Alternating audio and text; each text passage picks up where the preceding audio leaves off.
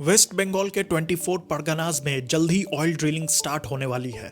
Estimates के हिसाब से अगले 10 महीने में यहां से ऑयल और 17 महीने में गैस प्रोडक्शन शुरू हो जाएगी, जो इंडिया के इंडिजिनियस ऑयल प्रोडक्शन पर एक बड़ा इम्पैक्ट डालेगा। ये ईस्टर्न इंडिया का पहला और सबसे बड़ा ऑयल फील्ड है और इसके डेवलपमेंट से सिर्फ इंडिया ही नहीं बल्कि वेस्ट बंगाल में भी काफी पॉजिटिव चेंजेस आएंगे।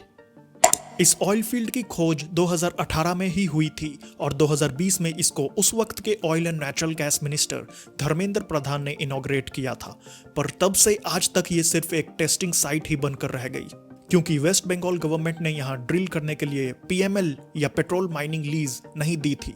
और अब जाके 24 फरवरी 2025 को स्टेट गवर्नमेंट ने PML इशू किया है। पर इतने सालों के डिले से इंडिया के एनर्जी सेक्टर पर क्या असर पड़ा और अब आगे का प्लान क्या है, चलिए सब जानते हैं इस वीडियो में। रिफाइंड पेट्रोलियम का नेचुरल कलर ट्रांसपेरेंट होता है, लेकिन जो येलोइश और ब्लूइश कलर आप देखते हैं वो उसमें मिलाए गए डाइज की वजह से होता है, जो डिफरेंट टाइप्स ऑफ पेट्रोल्स को आइडेंटिफाई करने के लिए यूज किया जाता है। इंडिया के स्ट्रेटेजिक पेट्रोलियम रिजर्व्स में 5.33 million metric tons oil store किया जा सकता है, जो सिर्फ 9.5 दिन का बैकअप दे सकता है। लेकिन ऑयल मार्केटिंग कंपनीज की अपनी स्टोरेज फैसिलिटीज में 64.5 डेज की एक्स्ट्रा स्टॉक होती है। इस वजह से इंडिया की total national oil storage capacity 74 days के करीब होती है। न्यू एक्सप्लोरेशन लाइसेंसिंग पॉलिसी के तहत सेंट्रल गवर्नमेंट ने दिसंबर 2020 में अशोकनगर ऑयल फील्ड की पेट्रोलियम माइनिंग लीज दे दी थी, पर petroleum and natural gas rules 1959 के अकॉर्डिंग ड्रिलिंग करने के लिए स्टेट गवर्नमेंट से भी परमिशन लेनी पड़ती है। पर स्टेट गवर्नमेंट के इन डिसीजन की वजह से यह प्रोजेक्ट इतना डिले हुआ, जिसके वजह से इस डिसीजन को बहुत ज्यादा क्रिटिसाइज किया जाता है। लोकसभा के एक रिपोर्ट के हिसाब से 2020 में ONGC ने EDP में 18,274 मेट्रिक क्यूब ऑयल प्रोडक्शन की बात की थी, लेकिन बिना PML के यहाँ सिर्फ टेस्टिंग प्रोडक्शन ही की जा सकी, जिसमें सिर्फ 352 मेट्रिक क्यूब ऑफ ऑयल को पिछले 4 सालों में निकाला गया। बचा हुआ 17,922 मेट्रिक क्यूब ऑयल अभी तक वहां पर है और अब फाइनली परमिशन मिलने के बाद उसकी एक्सट्रैक्शन की जा सकेगी। बात करें गैस की तो ONGC ने एस्टिमेट लगाया है कि यहां से 45,000 से 50,000 cubic metres of gas per day produce किया जाएगा। अप्रैल 2024 से जनवरी 2025 के बीच इंडिया की गैस कंजम्पशन 10% से बढ़कर 61,282 million metric standard cubic metres हो गई। इसका main reason city gas distribution, fertiliser और पावर सेक्टर में गैस की बढ़ती हुई डिमांड है। नेचुरल गैस की कंजम्पशन बढ़ने की वजह से इंडिया की गैस इंपोर्ट्स पिछले साल के 46.5% से बढ़कर 51.2% हो गई। स्टेट गवर्नमेंट के इन डिसीजन को इसलिए भी क्रिटिसाइज किया जा रहा है क्योंकि वेस्ट बंगाल में ऑयल एक्सप्लोरेशन कई डिकेड से चल रही थी पर सक्सेसफुल नहीं हो पा रही थी, और जब 2018 में एक्सट्रैक्टेबल ऑयल मिला तो उसको निकालने के लिए बिना किसी क्लैरिफिकेशन के डिले कर दिया गया। बंगाल बेसिन में एक्सप्लोरेशन तब स्टार्ट हुई जब इंडो स्टैनवैक पेट्रोलियम प्रोजेक्ट के तहत स्टैंडर्ड पेट्रोलियम ने 1958 से 1960 के बीच 10 वेल्स ड्रिल किए थे। इन वेल्स में प्लायोसीन से लेकर क्रेटेशियस एज तक की सेडिमेंट्री सीक्वेंसेस मिली, जो इस रीजन के जियोलॉजिकल हिस्ट्री और हाइड्रोकार्बन पोटेंशियल के लिए एक इंपॉर्टेंट डिस्कवरी थी। इसके बाद बंगाल बेसिन पर काफी एक्सटेंसिव जियोफिजिकल सर्वेज किए गए। 1963 से 1970s के एक्सप्लोरेशन की शुरुआती दौरों में एरोमैग्नेटिक और ग्रेविटी सर्वेज कंडक्ट किए गए थे, ताकि इस एरिया की जियोलॉजिकल स्ट्रक्चर और potential oil and gas reserves का अंदाजा लगाया जा सके। बेसिन के कई हिस्सों को 1975 से 1988 के बीच 24 फोल्ड और 48 फोल्ड सर्वेज से एक्सटेंसिवली कवर किया गया था। 1989 और 91 के दौरान 3D सीज्मिक डेटा एक्वायर किया गया ताकि रीफ्स और दूसरे जियोलॉजिकल फीचर्स की प्रेजेंस कंफर्म की जा सके और उनका एक्सटेंशन मैपिंग किया जा सके। ये सर्वेज आमतला, गोल्फ ग्रीन और इच्छापुर एरियाज में की हाइड्रोकार्बन्स प्रोस्पेक्ट को समझने के लिए किए गए थे। बंगाल बेसिन में ऑयल की खोज ब्रिटिश एरा से ही स्टार्ट हो गई थी, जब 1940 में स्टैनवैक ऑयल कंपनी को geological and photo geological surveys करने की परमिशन दी गई थी। इंडिपेंडेंस के बाद 1958 में गवर्नमेंट ऑफ इंडिया और स्टैनवैक ने साथ मिलकर इंडो स्टैनवैक पेट्रोलियम प्रोजेक्ट के थ्रू बंगाल बेसिन में और भी सर्वेज को पूरा किया था। 24 फोल्ड और 48 फोल्ड सर्वेज ऑयल और गैस ढूंढने के लिए यूज होते हैं। इसमें जमीन के अंदर साउंड वेव्स भेजकर उनका रिफ्लेक्शन रिकॉर्ड किया जाता है। 24 फोल्ड में एक पॉइंट का डेटा 24 बार लिया जाता है और 48 फोल्ड में 48 बार लिया जाता है। जितनी ज़्यादा बार डेटा रिकॉर्ड होता है उतना ही क्लियर और एक्यूरेट इमेज मिलती है। 1975 में ऑफशोर एरियाज को भी 24 फोल्ड सीज्मिक सर्वेज से कवर किया गया था।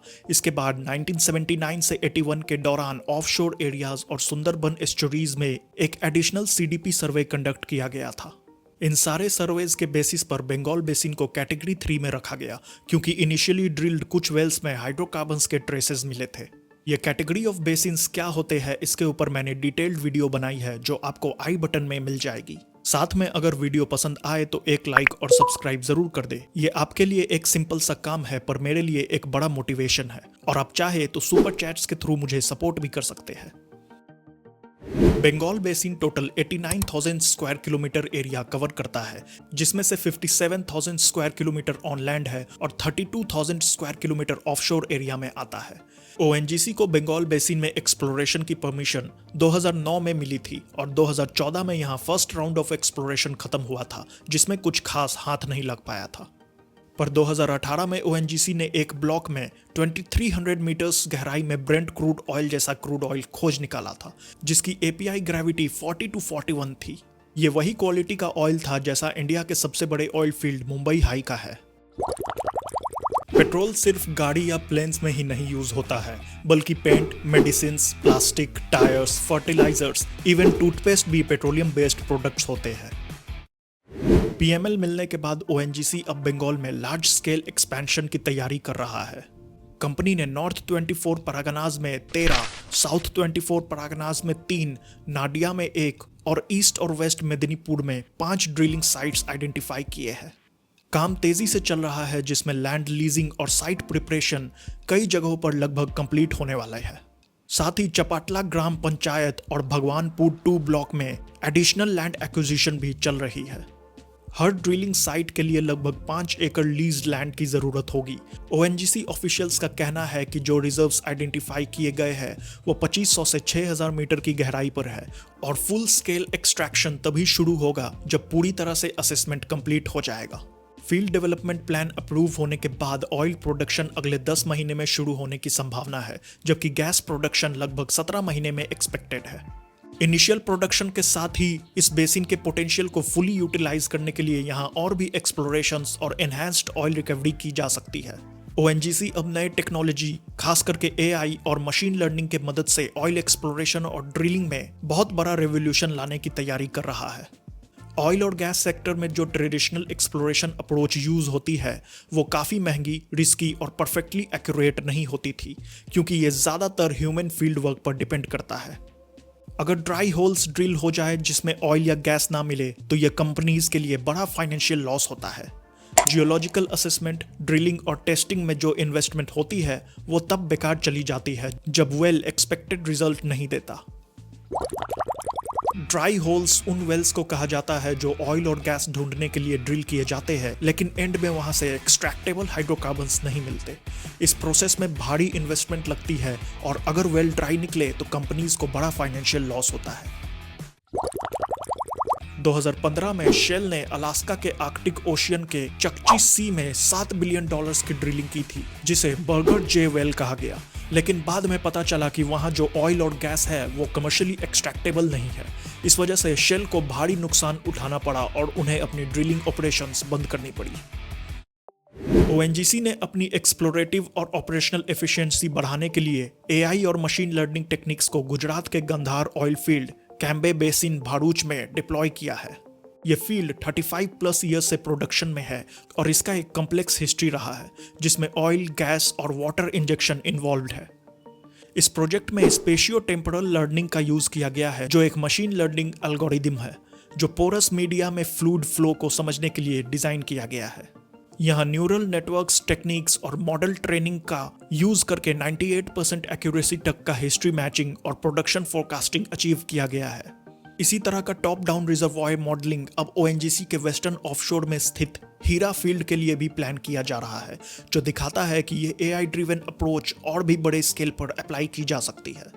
इन इनिशिएटिव्स के जरिए ओएनजीसी का लक्ष्य ज्यादा एक्सप्लोरेशन सक्सेस हासिल करना, डिस्कवरी से डेवलपमेंट तक के टाइम को कम करना और ऑपरेशनल कॉस्ट को रिड्यूस करना है। इन सारे टेक्नोलॉजीज को यूज करके वेस्ट बंगाल के ऑयल फील्ड को भी एफिशिएंटली एक्सट्रैक्ट किया जा सकता है, जिससे ये ईस्ट इंडिया की सबसे बड़ी ऑयल फील्ड बन सकती है। इंडिया के ऑयल एंड गैस एनर्जी के ऊपर मैंने और भी कई सारी वीडियोस बनाई है, जिसकी प्लेलिस्ट आपको एंड स्क्रीन पर मिल जाएगी। State run oil India limited ने अंडमान सी में अपनी पहली वेल ड्रिल कर ली है और दूसरे वेल ड्रिलिंग की तैयारी कर रही है। वहीं ONGC भी अंडमान सी के अल्ट्रा डीप वाटर्स में ड्रिलिंग करने की प्लानिंग कर रहा है, जिससे अंडमान सी के फुल पोटेंशियल को यूज किया जा सकेगा, बिल्कुल वैसे ही जैसे इंडोनेशिया और थाईलैंड इस रीजन के फुल पोटेंशियल को यूज कर रहे हैं।